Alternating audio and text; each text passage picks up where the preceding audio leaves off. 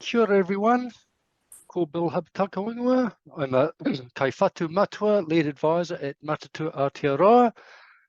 Welcome to today's symposium, where with the guidance of a couple of ITE leaders, we're going to look at how multiple providers can usefully and efficiently co-manage shared AT networks, associate teacher networks.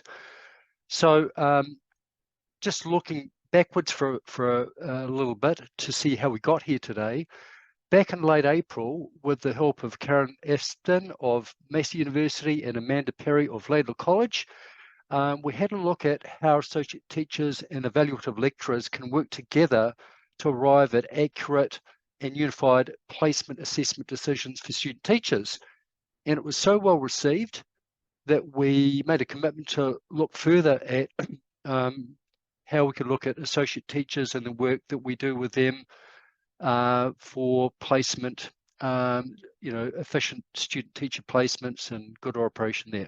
So today, to take that conversation further, we have two excellent speakers who will present for 20 minutes or so and give a couple of provocations.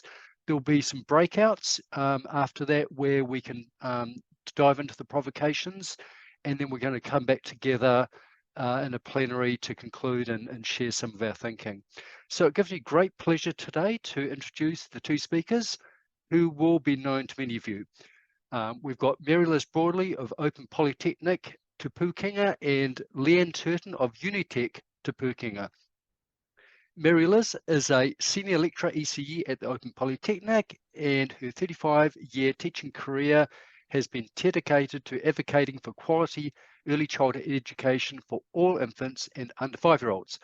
Mary-Liz's present professional roles and responsibilities are ECE University and Te Pūkenga ECE Advisory Board Member, 15-year commitment to Tamaki Makaurau Network Associate ECE Committee and the annual AT Symposium. We'll hear more about that soon.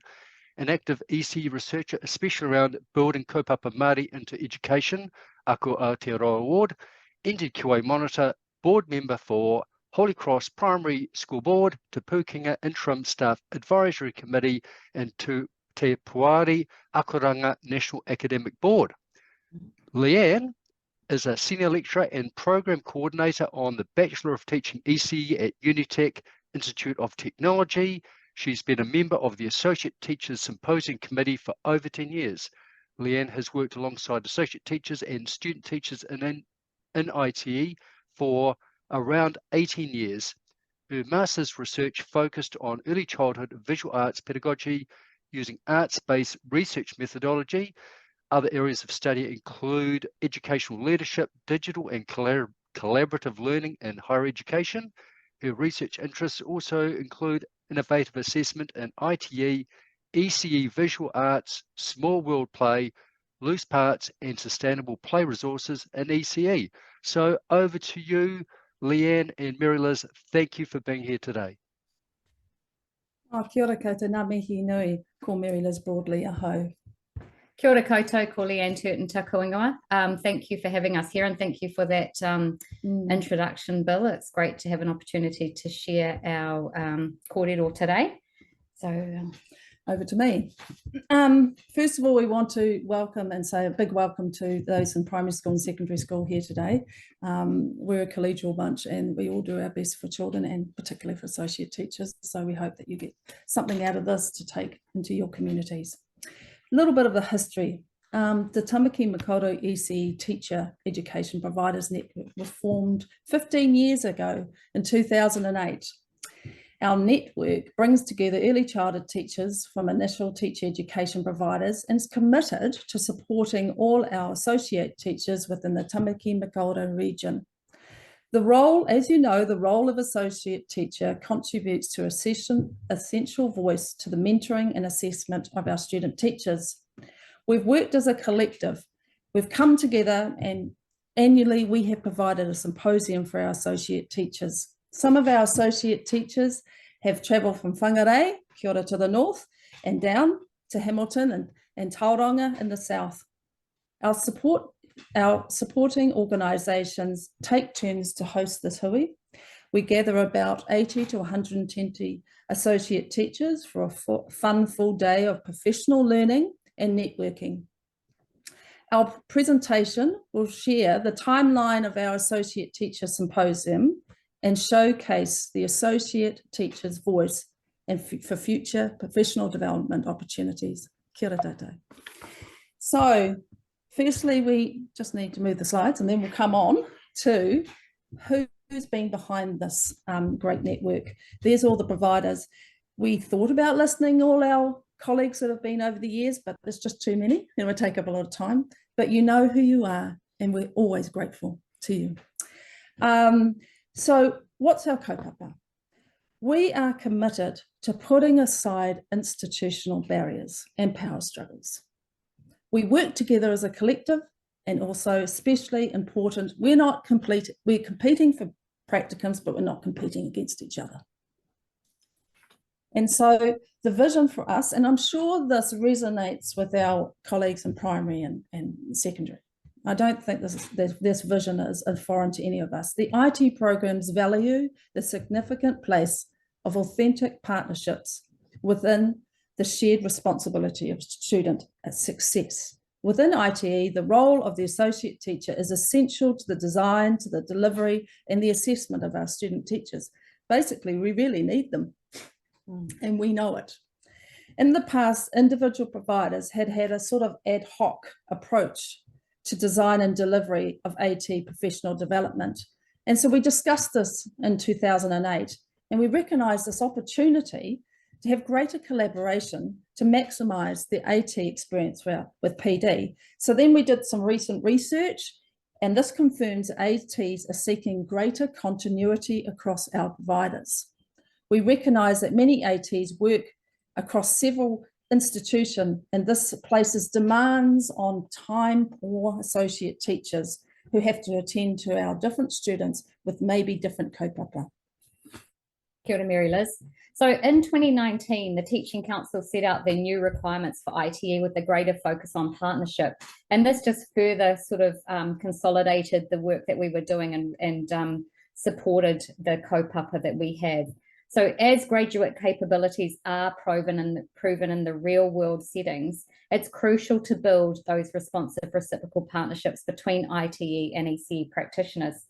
And this collaboration aims to support student teachers to ensure that practitioners' expertise plays that significant role in reaching a consensus on assessing student teachers' achievement of those standards. So the history of the AT Symposium, as Mary-Liz has alluded to, so in 2008, the Committee of Passionate Early Childhood ITE lecturers recognised that demand. And between 2008 and 2023, we've run 13 events across Tamaki Makaurau. And as Mary-Liz alluded to, people travel from as far, up in the north and in the south to come.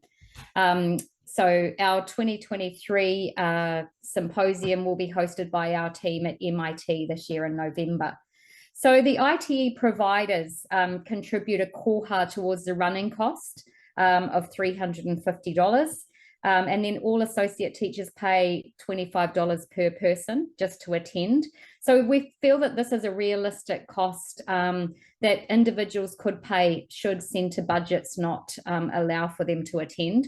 And so the network takes those turns at hosting. We also pay our keynote speakers travel costs and time to present so that we can maintain that quality of presenters. So over the years, we've streamlined our workflow. Obviously, we're all busy lecturers.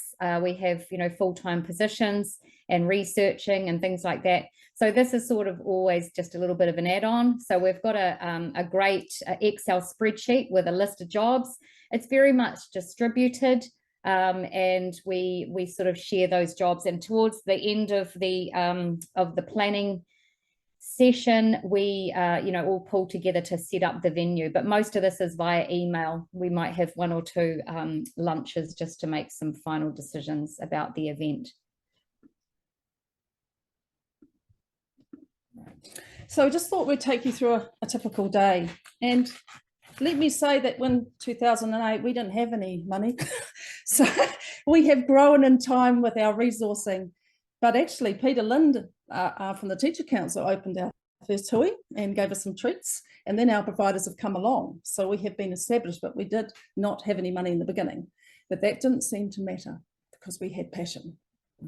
So that's our day up there. I don't read it through because we do that with our students and it gets annoying. But over the years, we've responded to associate teacher feedback to increase time for networking and decrease the length of the day. We used to go from 9 o'clock in the morning to 3 o'clock. And at the moment, we're going from 9 o'clock to 1 o'clock. And that does matter to our associate teachers. We've had lots of laughter. Originally, we hold this balance between providing professional development and acknowledging the role. So we provide PD and then we provide treats and spot prizes. And this combination works well for our ATs.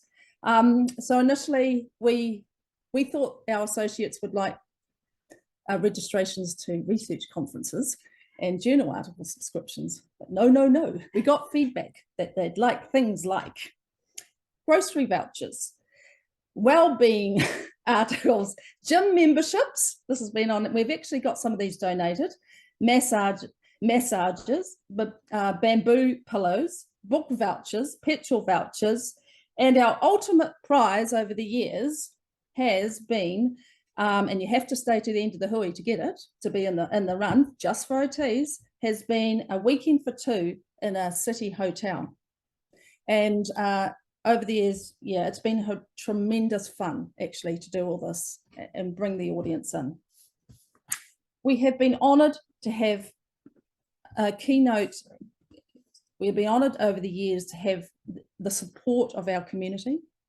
These keynotes have travelled far and wide to commit to our associate teachers in Tamaki Makaurau. Here's a list of them. Once again, I won't go through, and there's many more we could have added. But they were local and they were international and they were passionate about giving children, and some of them came from primary and secondary over the time, giving children the best possible education. And this is driven, so they offered research, current ways of being, different aspects of their culture to offer provocation to our associate teachers. We've also drawn on our esteemed colleagues and asked them with great love to join us at our hui on the weekend and to work beyond their normal hours. And they have given willingly of their time to donate to workshops to facilitate further discussions with associate teachers and what's important to them. So we've got this balance happening of currency and facilitation of practice. And that came out in the workshops either after a keynote or something that's come from our colleagues. And once again, we want to have a shout out to our colleagues for giving their time. We also had one panel, I just want to talk about one panel, one group, we did have a workshop. We've always had a student voice workshop. And this is really important because we had different students from different providers, and they would tell us about the successes and challenges, and they would report back to associate teachers. And associate teachers, we had panels who would report back to students, and there was this lovely tuakanatina moments happening. So the 12th annual Associate Teacher Symposium was hosted at Unitec in 2019, and our special guest speaker, Sir Hari Williams, shared his life story on Hauora in the marae at Unitec. Little did we know that these conversations of resilience and strength would prepare us all to face the global pandemic. So in 2020, our network was unable to offer our associate teacher experience. We took the time instead to reach out to ATs to get a sense of their experience and expectations in this way that would allow us to make more informed decisions moving forward. So during this time of reflection and evaluation and COVID, we were able to publish an article in Early Education in 2021. And this was the Tamaki Makaurau Associate Teacher Network. And it was a time of reflection, and it was just looking back at the decade plus time that we'd spent providing this support for associate teachers.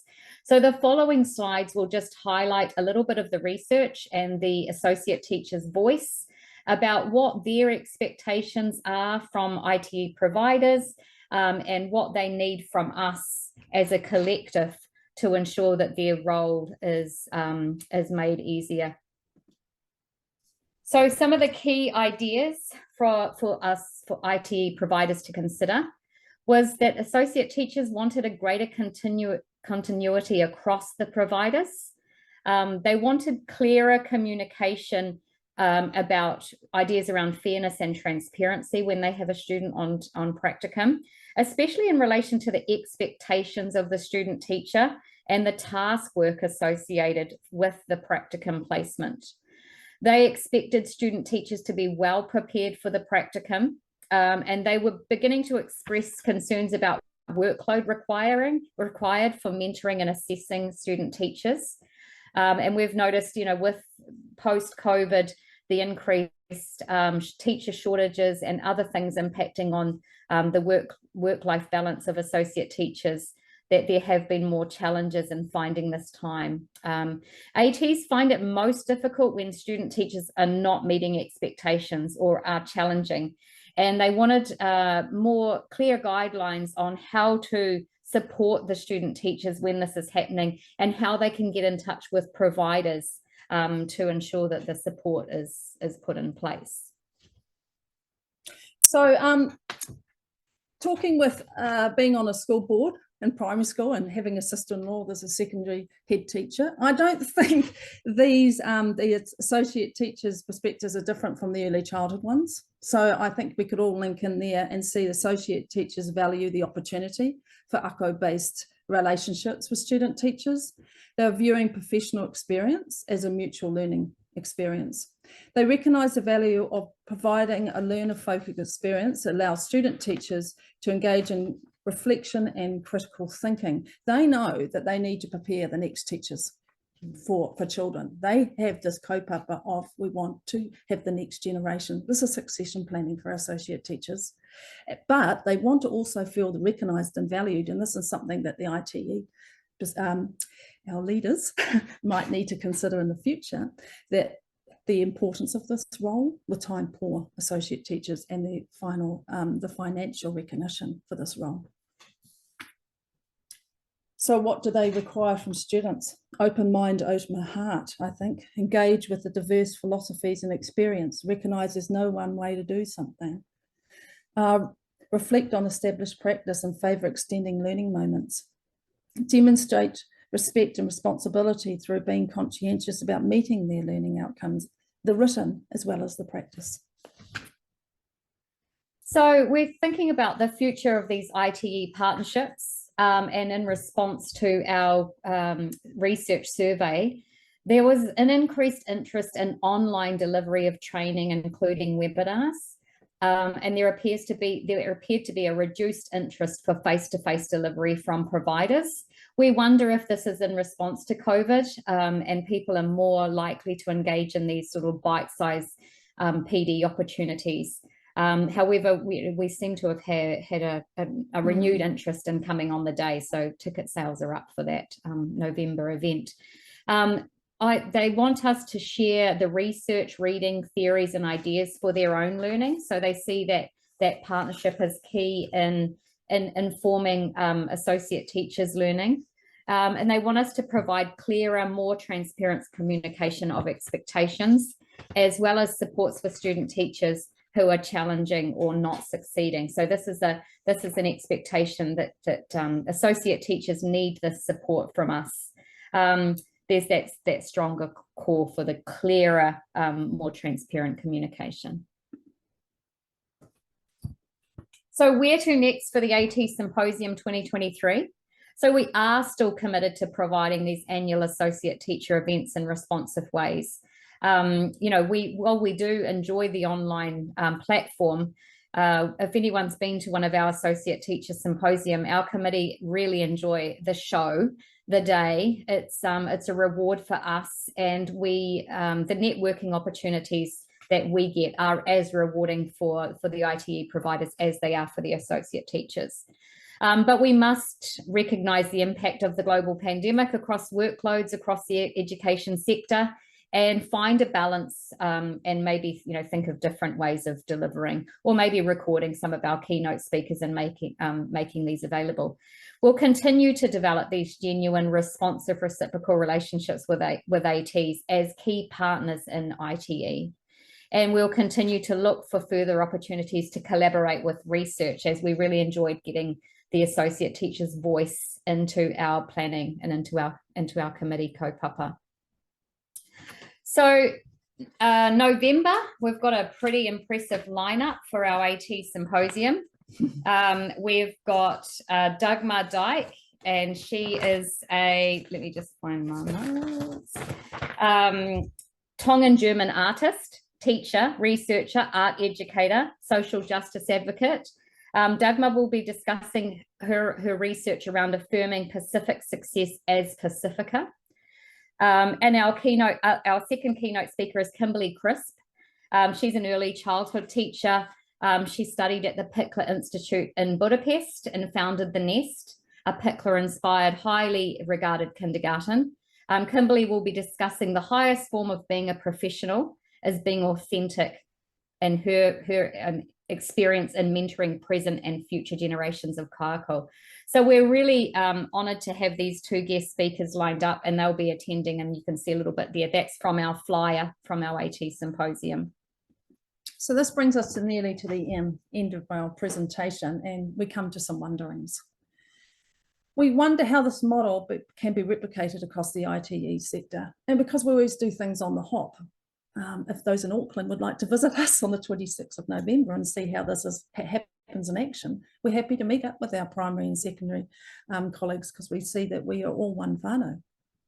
So please feel welcome to contact one of us. And are there transferable skills required to mentor student teachers that would make it relevant to other programs? Should we be thinking of one big hui for early childhood, primary and secondary? Is that possible?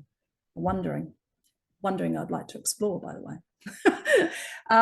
But based on our discussion today, we'd like to invite you to reflect on your own partnership. We know there's great things happening in the sector that we all don't know about, and it would be great to record today so that we can all learn from each other.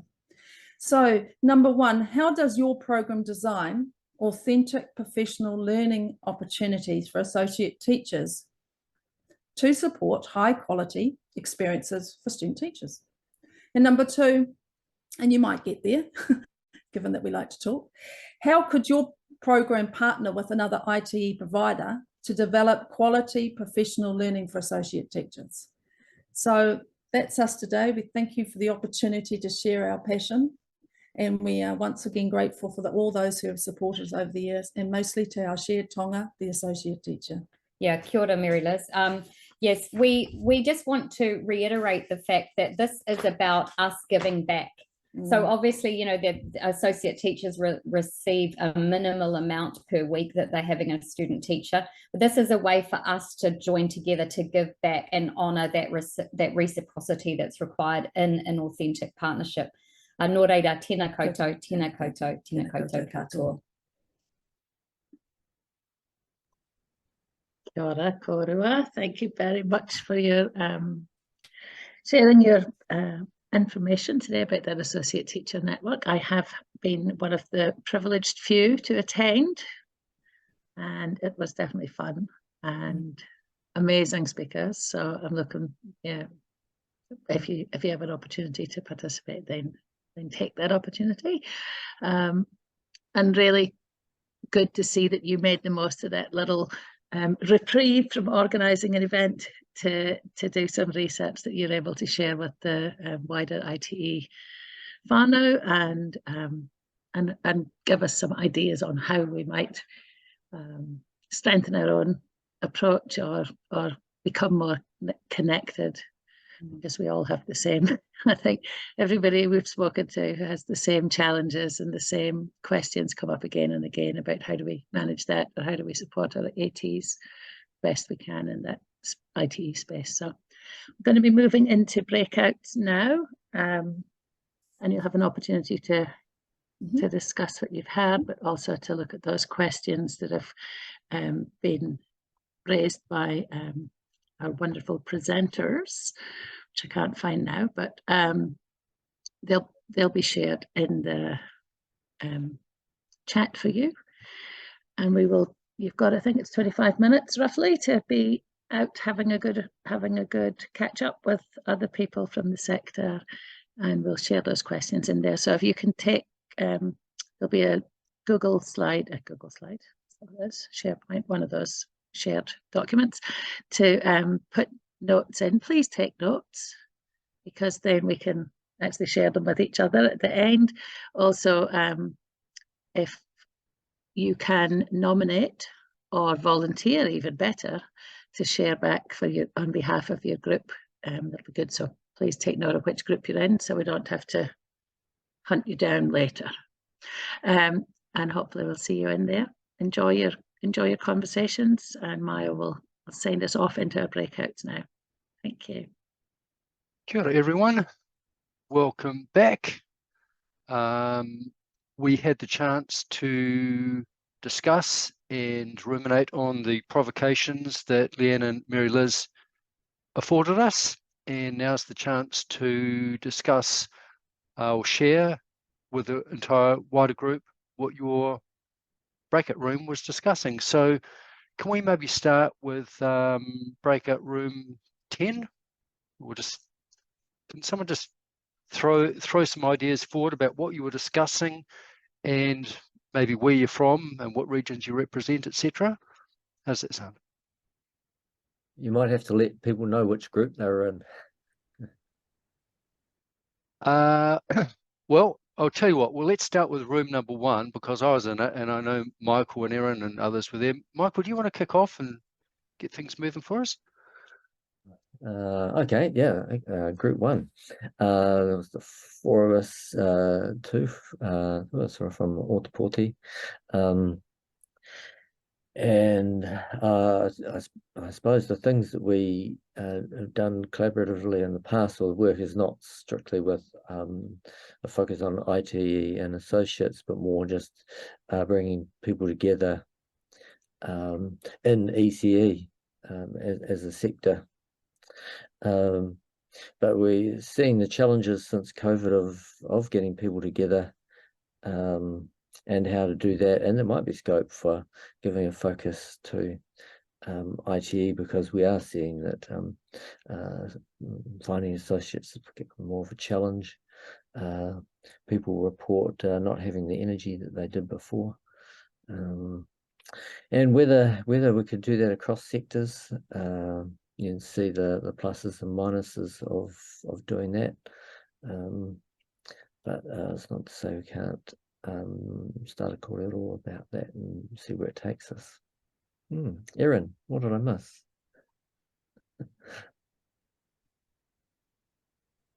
I think you covered it quite well, Michael. We certainly thought that there was an opportunity for us to meet as a group and do some shared professional development for our ATs, for the reasons that Michael talked about, having a collaborative approach for ATs to see that, we are working together for the same cause, but, what's best for tamariki, and just giving some support to ATs so that they feel like, we talked about the KTTs, for example, to unpack that across providers and across sectors as well could be quite useful.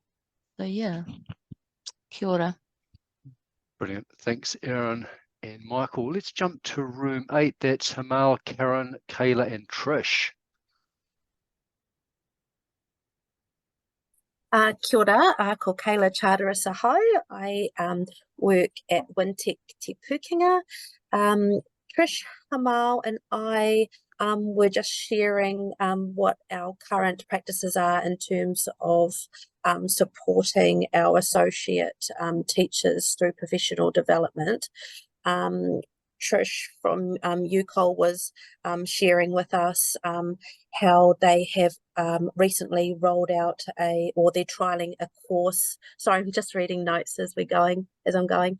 That they're trialling an optional course for associate teachers, which is run face-to-face or online on Tuesday nights for an hour, because UCOL covers quite a large region.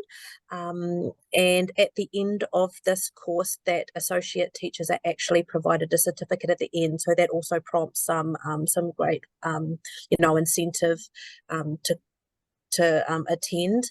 Hamal was discussing that although there's nothing, I guess, opportunities for professional development to be provided to associate teachers at the moment, that it sounds like her provider, there's a lot of contact with the associate teacher. There's a lot of contact with the student during the times that they are on practicum, and through this ongoing dialogue and conversation that it's more one-on-one support with the associate teachers, which I thought sounded really awesome and something that potentially we could start implementing here as well.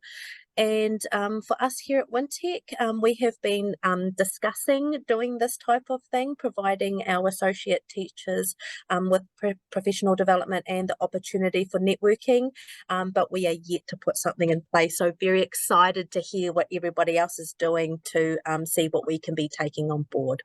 And yeah, Trish and Hamal, if there's anything I missed, feel free to add in. Otherwise, yeah, that's what we discussed. Yeah, thank you, Carla. As I stated, there's no as such program for PD, but like I get in touch with the students. We get in touch with the students from week 1, making sure that everybody's clear with the goals and goals of the practicum, and even the associate teachers know what's happening. So we touch base. Every time, every week, perhaps with the students and the associate teachers to make sure that everybody is supported and everybody knows. And in case, something doesn't work out, or there's a confusion, or the student is not able to reach, is not able to, meet the criteria, we just get it early enough to make changes and, guide the student and support the student in doing the best, and also supporting the AT. And we are very transparent in asking the ATs every time, and flipping emails and getting in touch over phone to make sure that both the parties are supported. So it has been working really well. Thank you. Kia ora. Thank you, Hamal. Group number 2. So that was Lynette, Purvi, Sarah, and I think Kerry had to leave. I think across those of us in our group, there was a lot of shared understanding that there has been a significant drop in ATs being willing to take on student teachers at the moment, due to lots of different reasons, administrative reasons, workload, those sorts of things, and that we've been working really hard to provide associate teachers in schools with that space and compassion, considering how many times we've needed to pivot over the last few years and the toll that that's taken on them, but also finding where the line is in terms of really needing to provide what we need to provide for our students. We discussed a couple of different strategies that we're using in terms of engaging with associate teachers and student teachers in Zoom HUIs prior to or during the first week of practicum, to ensure that the expectations for practicum are well understood, and the importance of being able to pick up any concerns early, and having communication lines really open throughout the entire practicum process, so that associate teachers feel like they can come to us with any questions and those sorts of things.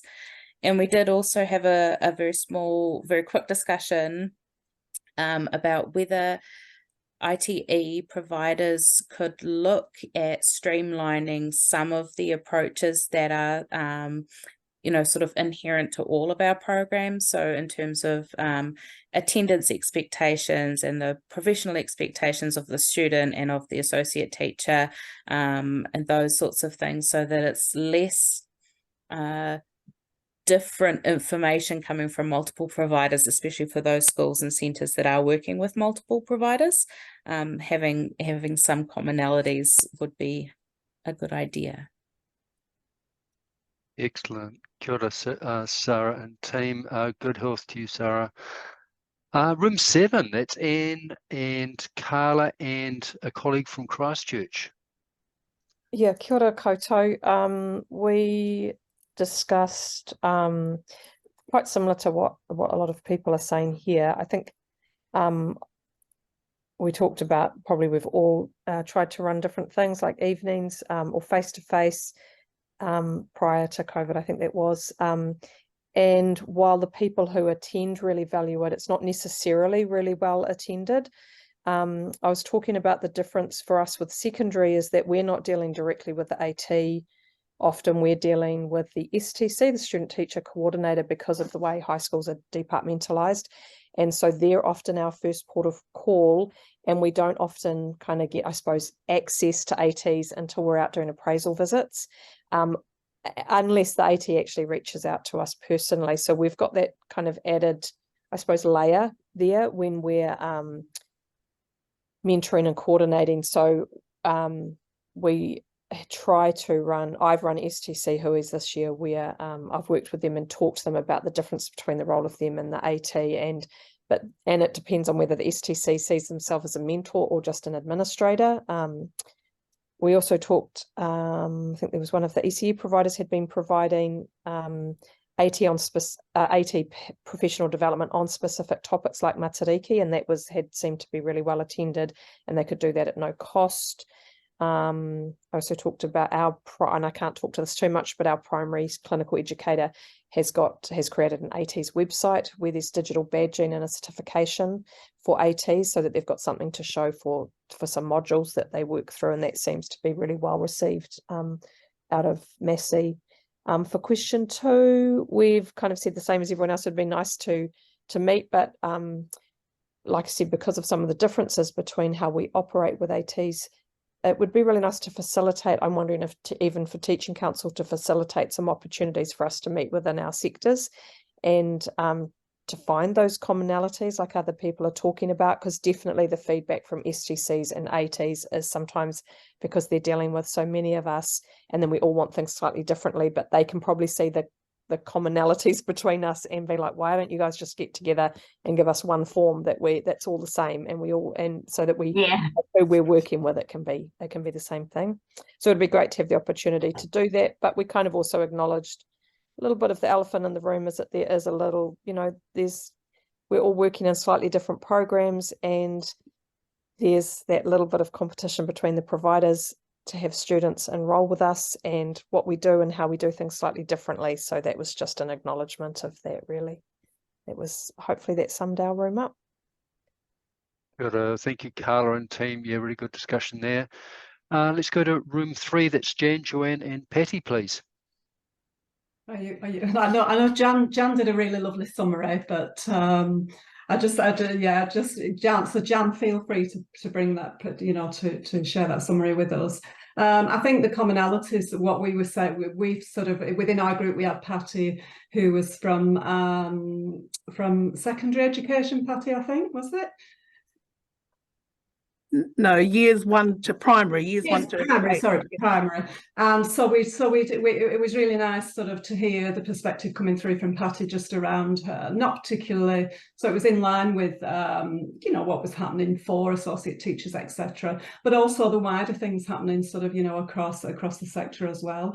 What we talked about initially was a lot of one-to-one contact with associate teachers, rather than sort of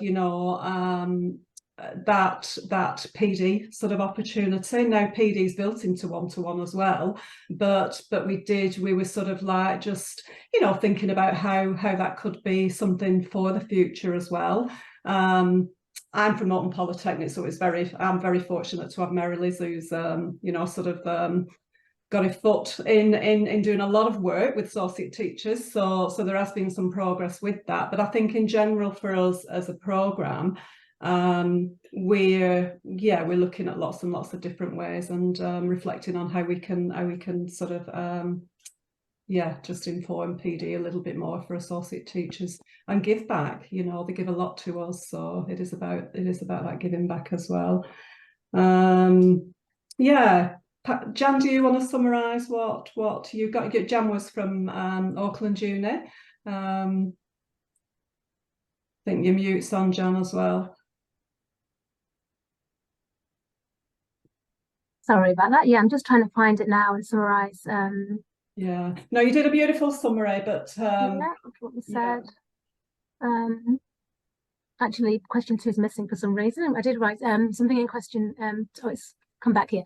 Sorry. Yeah. So we just sort of yeah, we discussed a lot about, we discussed the advantages and disadvantages of online PD, and sort of talked about how, you know, post-COVID it's you know, it's a lot it's kind of going that way, isn't it? And we talked a lot about the advantages that has, but we also talked about disadvantages, didn't we? And you know, and the importance of the sort of those face-to-face meetings whenever we can. So we spent quite a long time sort of discussing that. We also talked about how wonderful it would be to actually get together as providers and do more things together. So yeah, we felt quite passionate about that, but we all kind of acknowledged the fact that we're time poor, but we're really keen to move in that direction.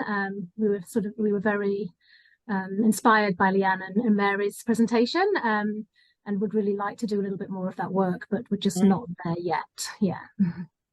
Okay, well, it sounds like the intent is there, lurking. Kia ora, thank you, Jan and team.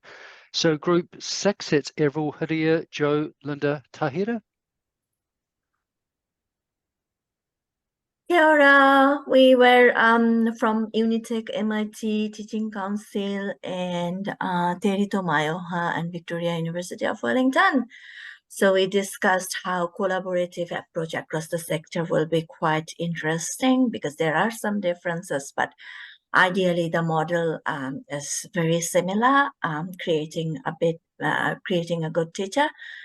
And then the importance of triadic, and that can this type of network can improve those triadic conversation as well.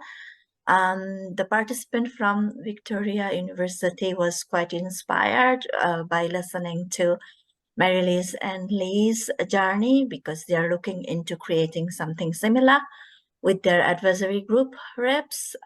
So that was interesting. And then we also talked about this model that Lee and Mary-Liz shared can generate ideas around authentic partnerships with community resources such as Marai, Iwi, the school-specific groups, and probably this type of collaboration can create an opportunity to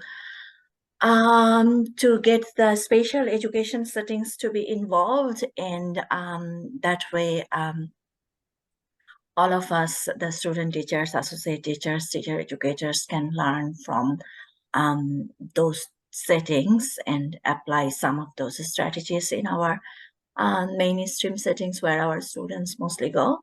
And we also talked about this whole pedagogy of place, where everyone from different places coming together and you know, working together for something in common. So yeah, I think that's all we talked about. Avril, Joe, if I have missed anything.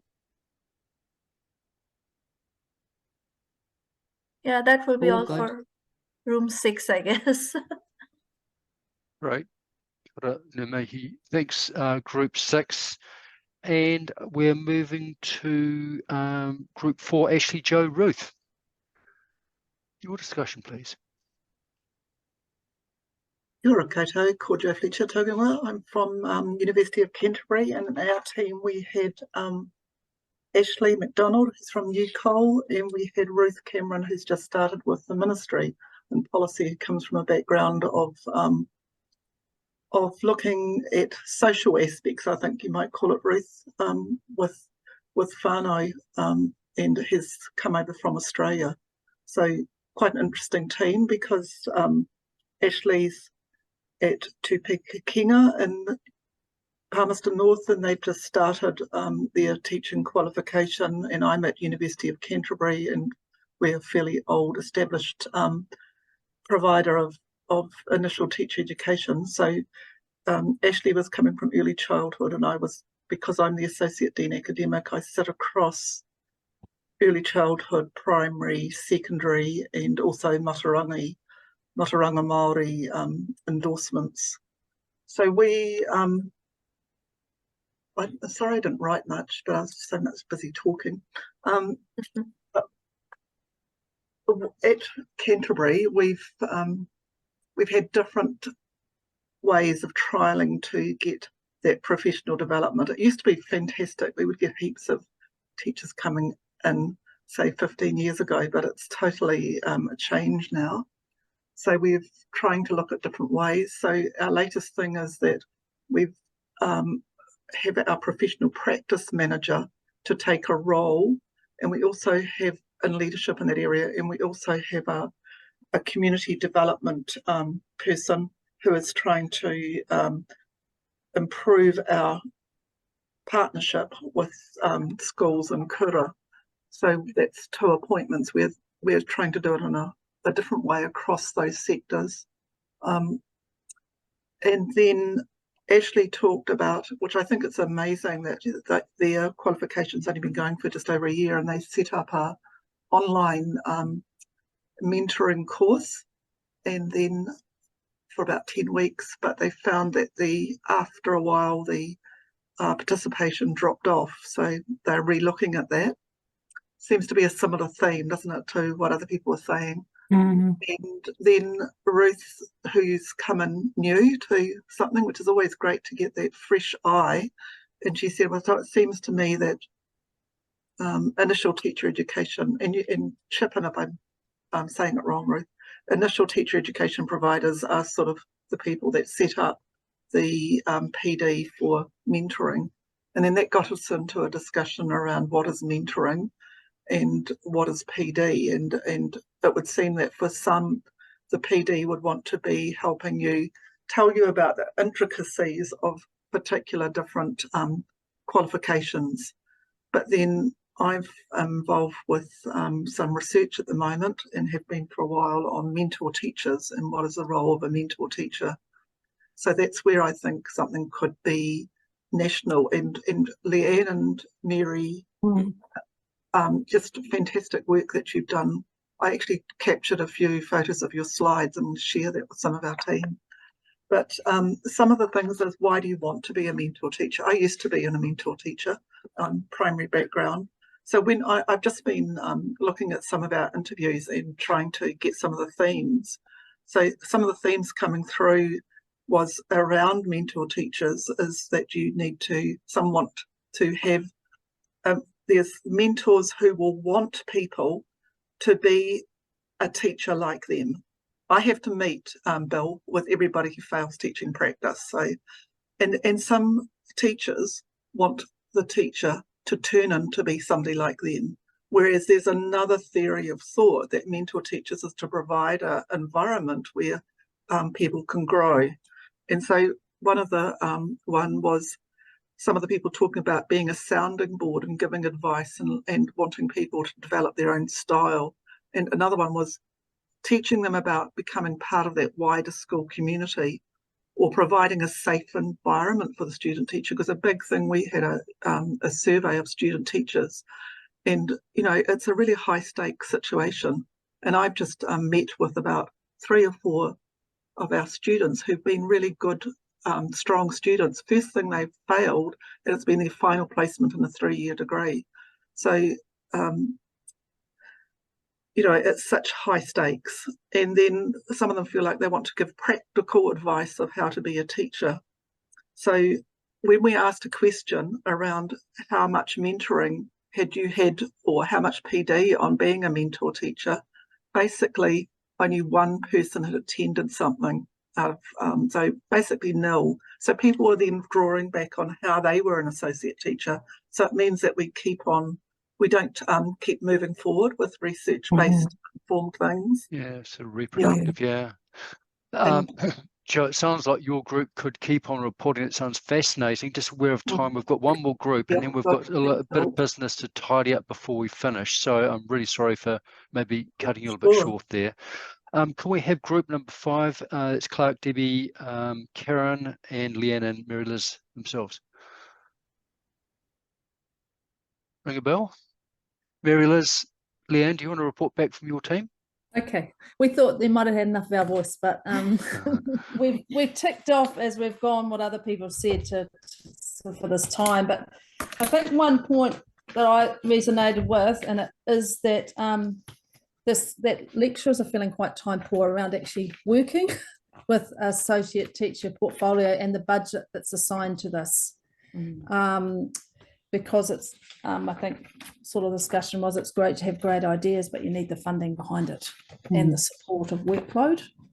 And some of our colleagues out in the tertiary sector, you know, not being replaced, and so they're running on a thin, you know. So I think that's something to consider just when we make big ideas, and changing the term to a mentor teacher versus associate teacher. That was quite a shift in thinking for some of our providers. We had a great discussion about how to manage fails practicums for associate teachers, and that's quite a big thing out there, and it links back to what Joe was saying probably about the training and support needed for sometimes dispute resolution, and these key kind of areas that we're asking our associates or mentor teacher to partake in. There were some good suggestions around having briefing with student teachers and associate teachers together, so everybody's on the same kaupapa, on the same, you know, understanding of what's going out there. And then we talked about now another variable for our associate teachers or mentor teachers is having new programs for some of our providers and seeing out old programs. So we're sending out 2 forms of documentation with some link to the graduate teacher standards and some link to our code, our standards. And so there's quite a lot of work, and so you could have uniform sheets for, or uniform handouts for associate teachers on assessment, but at the moment they could be receiving quite a lot of paperwork and then have to adjust. So how can we manage that and that transition as providers for consistency? Yeah, and I'll pass back. And I think what we realize is there's such a continuum of experience. You know, from prior to practicum briefings to 10-week courses, you know, there seems to be that there's such a range. So, you know, I think coming together and finding things that are more consistent, and, you know, like someone shared there, just finding those ways we can join together, and things that are unique to our individual programs. That's probably us. What was happening though is to see that actually across primary, secondary and early childhood that we all have similar issues and successes, and that's something that that was quite heartening to hear today, that we're all sort of trying to work to the better for all, but brilliant, having similar barriers. Yeah, kia ora. Ngā mihi kia koutou katoa. That was a great discussion and provoked well. Thank you, Mary-Liz, Lee-Anne. Now handing over to Anahira, who's got some a few bits and pieces for us to whiz through before we conclude at 12. Anahira. Tēnā tātou. Ngā mihi kia koutou, me ngā kōrero, ngā koha I homai ki tēnei huinga. Thank you for the contribution you have made to this symposium. And I draw on a whakatauki, nau te raurau, nāku te raurau ka ora ai te iwi. And that is saying, with your contribution and my contribution, our institute, our iwi, our tribe, our village survives. And I take away that kōrero from Lee-Anne and Mary-Liz about the whakawhanaungatanga and creating collaboration with other ITE providers, and that importance of holding a relationship with the associate teachers and student teachers. That relationship withstands circumstances like COVID. So we're looking forward, what does this mean for us in our work around our student teachers and supporting our associate teachers. Nō reira, e mihi ana kia koutou katoa. Thank you once, twice, and 3 times for your koha. I'd like to remind everyone that these slides, the slide notes will be collated and sent out to you, and let everyone know that soon, after my kōrero, please Maya, that a poll will come up on our screen to gauge the usefulness of the symposium. Before that poll, and I'm finding this really difficult to share, but I want to acknowledge a very important and dear person to me personally and to Matatu Aotearoa, Linda Brown, who will be, sorry, aroha mai for the tears, who will be leaving our whare. And I'm not going to say goodbye. There are no goodbyes. She will always be with us in our profession, in our work. Linda has chosen to seek another pathway, and she can share that with you if you would like to catch up with her. I want to acknowledge all the work that you have done for us, Linda. Your koha to the kaupapa that we have here today and the symposium that we are holding today came with you, princess, my Viking princess, my kuaka from the far north. The value isn't monetary. It is the value and your commitment to this kaupapa that everyone has shared in and have loved the journey with you. Holding your hand, following you, or you following us, walking beside you has been a pleasure for me, and I'm sure our colleagues and our friends will share their mihi with you too. Nō reira e te kuaka, e mihi ana ki a koe, a me tō whānau e tautoko ana i a koe, kia wātea, kia tautoko mai i tēnei kaupapa, kei mua i a tātou, e kore e mutunga mihi ki a koe e whua. Nō reira, e te whānau, I'm going to hand over to Linda to share a few words with you. I'm going to just have a couple of tears here. Tēnā koutou. Kia ora, Anahira. Yeah, as some of you already know, I am moving on from the council. So I'm going to just share a little. I've been thinking really hard about this for at least 15 minutes. Some of you may be familiar with this blue book, which is now imprinted on my memory. So I thought, what better way to say my final farewell for this period, except referring to the requirements. So I'm going to refer to requirements 1.1 and 2.2. I'm very proud of the work done by so many to ensure that the standards are embedded in programs and that the aspirations of the profession for high quality teachers in the workforce are clearly a big part of everything you do.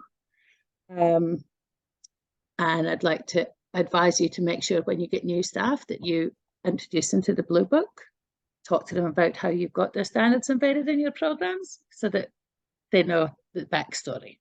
1.3, authentic, connected, vibrant and living partnerships. Continuing to grow the values of whanaungatanga and whakamana in the work that you do, supporting our communities, our teachers, associate teachers, to understand how being part of that ITE space helps to lift us all up.